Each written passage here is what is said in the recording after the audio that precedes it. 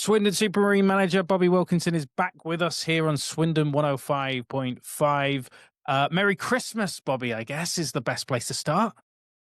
Yeah, Merry Christmas to you and all your listeners, and thank you for allowing me to be back on your brilliant show that I really enjoy. Thank Well, yeah, I you. hope everyone has a good Christmas. Now, I have to correct something. I have to give a shout out to somebody at Swindon Supermarine that isn't you. And that's Pete Crockett, who writes the match reports, who I mistakenly gave Keith Yeomans the credit of the Shakespearean monologue of, I can't even remember which game it was now. I think it was, which one was it? Was it Exmouth or, I can't remember. Harbury, sorry.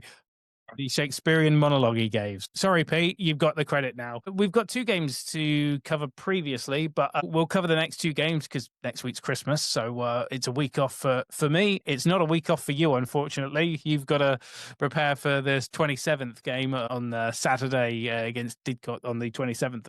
But we'll chat about the Frome game first, a midweek game, tough conditions after the Westbury postponement. First of all, I know you've talked to me privately about the conditions ahead of the Westbury game.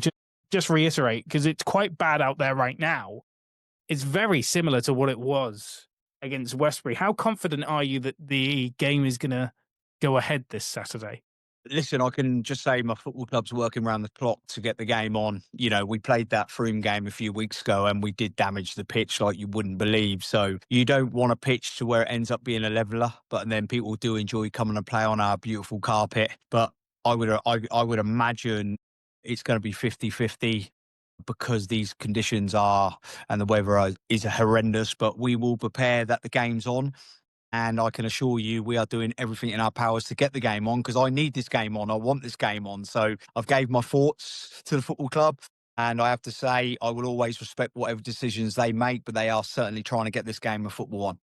I know how desperate you are for a win, having been to the club's Christmas party. So thank you for the invite for that. That was fascinating. Yeah, and you say Frome was the last home game back in November, back on November 22nd. But you did play them away on a midweek game. It's not been happy travels for you guys at the minute. What is it? Let's just talk about the Frome game because it was a 3-1 defeat. What did you think of the performance? Because you didn't score until the 7th minute. Was it a simple case of, we know how good Frome are, so was it a case of, they've been together longer, they've got a little bit more of a budget? Yeah, you could.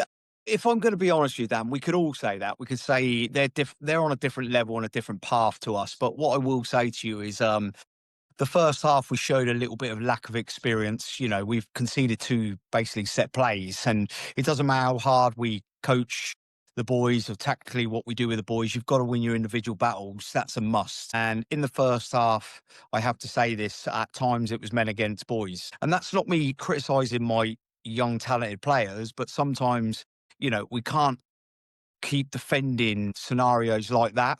Sometimes we're going to have to maybe change it up and go a little bit tough on these boys and understand you're in a man's world now and you've got to defend the critical moments, because the second half, we've absolutely dominated the whole second half. I think they only got in our box twice. Their third goal was because we threw everyone in the box in the 90th minute and we was attacking. And we played some brilliant football to the league leaders on the evening. But you can't keep defending that side of it or hoping or wishing. You've got to then start picking up points on the board.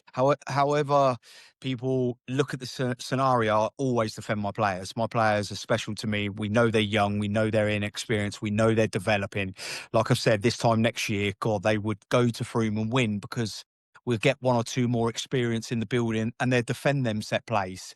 We put the ball in the box, I reckon, 7, 8, 9 times in the last 20 minutes with Frome, and their centre-arm halves gobbled absolutely everything up. So there's a difference in the league at the moment. The top half of the league at the moment are dominating the league because they're so physical with experience. And that's been my biggest surprise of the league, how dominating it is with power and experience. And I'm fortunate to say we don't actually have that at the moment. It's not a lack of not trying, but we have to now keep believing in ourselves and keep working hard, because 6 weeks ago we were flying away from home and now we're going through a little bit of pressure for themselves. Like I said to them this week, what is pressure? Why are you putting pressure on yourself? And I have to say to the boys, we dominated the second half because I feel like there was no pressure on them because they were losing, so they played with no pressure, and I have to take that away. And I had a phone call this week with someone, and it was really interesting what I said to him. I went, "What did you do any different this time last year?" Because they were on free fall last year, wasn't they? And he went, we didn't really do anything different." Well, I'm not going to accept that. That's why I did what I did on Monday night, bringing everyone together, some fun, take pressure away. But I can't do everything. Everyone's got to help in that scenario as well. We're in a little bit of it's not even a storm. We're just in a little bit of feeling sorry for ourselves at the moment. One or two lads, when I see it, body language. And listen, by the end of the season, we'll be in a very, very good place. You're just going through a hard spell. Enjoy it, live by it, and try to pick up a point, but pick up an ugly point if you have to. We can't keep playing so much beautiful football that everyone's talking about, and then they have a set play and score. So, yeah, a little bit frustrating at times, but believe in the boys and believe in what they're doing. I'm reminded of that immortal Ian Holloway quote when he was at QPR. Sometimes you go out on a Saturday night and you pick up a bird, and sometimes they're a looker, sometimes they're not, but at least you pick one up. So, which is relevant. Yeah, well, Dan, you couldn't say it any better. Let's get a point on the board if we have to. I expect us to be winning Saturday. I expect us to be dominating on Saturday at home because we're playing teams now round us, aren't we? So now it's a different league because we are in a total different league to the league we're in. You know, the top 10 are the top 10 and the bottom 10 are the bottom 10. Did we want to be here at the start of the season? No, but we've had to adapt with the budget, with the players we could sign. So let's not dwell on it. Let's enjoy these moments. And when we get out the other end, we'll bring a lot of success to the football club. For the Exmouth game, then, as we move on, 3-0 down at half time. Was that a simple case of, as a manager, just going to the players, going in at half time and saying, right, game's finished, might as well, let's forget the first 45, let's completely scrap that from our memories. Second half, 0-0. Go out there and win it. And that's exactly what they did. So you lost 3-2 in the end, but you like, I surmise that might be the perception because you could at least say, well, actually in the second half we won 2-0. Yeah, a lot of people say that to me, and I'll be honest, that I'm not interested in that. I want to win a game of football. What upset me on Saturday was, again, what I'm saying to you was men against boys. We played a side that, for me personally, wasn't the best side in the league. I felt they were going through a little hard time themselves. But we go out second half, and this was the bit I was talking to you about, the pressure side of it. There was no pressure second half, and then we dominated the whole second half. Bring it back to 3-2, should have won 4-3, should have won 5-3, but if, coulda, woulda, should have. Not interested in that. You can't go to Exmouth, who are in the top 6 with very experienced players, and do what we did. And to be 3-0 down, I was in a little bit of shock, another set play. But how many times you want to keep getting away with it? But we've got so many injuries at the moment, we can't make changes as well and put the lads under that little bit of pressure. My team talk at half time, if I'm honest with you, I was very disappointed. I've not been disappointed in my group because I understand where they are, but I was disappointed to be 3-0 down against a team that we've already beaten there. We beat them at home. And then we just, first half went out in a little bit of a whimper, and then I give them a little bit of a telling off at half time, but home truths, not shouting, very cool, calm. And we went out and absolutely dominated second half, but you come away with no points. So it doesn't mean anything in the end. Let's talk about this Saturday's game then. Tavistock, bottom of the table. You're expecting a win. Is this I know you'll say, I can imagine what you'll say is they're bottom of the league, that if, the league table doesn't matter. But does it give you, even from a playing perspective, does it give the players of a chance to go, well, we're playing bottom of the league, we should win this? Yeah, but I heard a few people, even on Monday night, and I've heard a few people say to me, oh, because they're bottom of the league, we should be winning. That's just such a lack of an experience for me when people say that. We're playing against a men's side. We're still a young side. When we went there and beat them 3-1, they caused us problems. They were good on the day. They're going through a bad run themselves. When I say to you a minute ago, I expect us to be winning because we're at home and I have to believe that I can win. I know how difficult it's going to be because this league, everyone's beating everyone, aren't they? Every team could beat anyone on their day, but they are bottom of the league. And I promise you, I don't look at it because they're bottom of the league. It's because we're at home, and I've got so much belief in this group. And what I've done this week is just took all the pressure away from them. I've had a lot of individual phone calls with a lot of lads. They want to win so badly and they wear the badge with so much pride. I'm honoured to manage them, but then you've got to control the emotions. And what I watch on 4 or 5 lads at the moment, they're playing with so much emotion because they want to do well for the football club, which is a credit to them. They're forgetting that relax. Why do you play the game? Enjoy it. You play it because you enjoy it. And when we were playing a few weeks ago and we were loving it with no pressure, these boys were in a different league. And I'll make one thing clear to you, Dan. We haven't won in a few weeks now since we went 8th in the league because everyone started talking about playoffs then.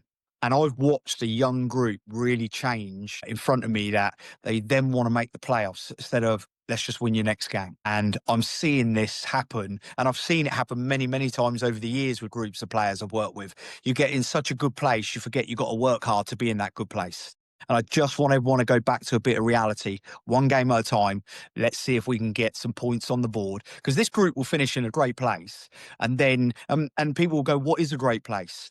More experience, togetherness, and building for the future. That's a great place. Everyone stop looking at the 0, 1 and 3 points. But if I'm being real, like I said on Monday night, 90% of this football club, from myself and my management team, we've got 90% of it right. The 10% we haven't got enough, for me personally, is points. And it's all about points at the end of the day and finishing the best we can. I will say to any supporters listening or watching the YouTube version, being there on Monday night, I could see there was a real tightness, a real togetherness in the squad as well. Let's talk about Didcot then, because that's going to be a really tough challenge away just before New Year's. Similar kind of position to you guys, similar kind of form as well. It's going to be a real test. And obviously they can be, on their day, when they're at home, pretty decent.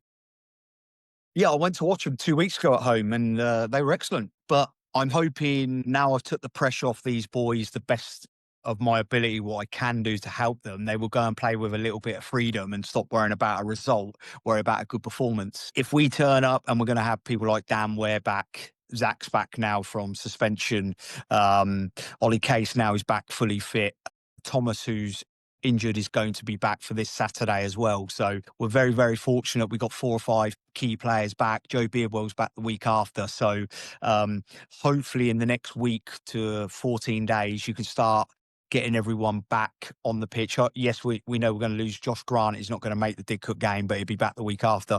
We're not far off a few of these boys coming back from injury, but it will be nice to go to Didcot with your firepower and Dan Ware and Sid, top goal scorer, one of them in the top, to play them two together for the first time in a while is very, very good. So firepower will be back on the pitch, which I'm looking forward to. But Didcot's going to be a real tough challenge away from home. They played very well at home, but it's not a challenge for us now. Let's just go and perform with no pressure and see how we get on.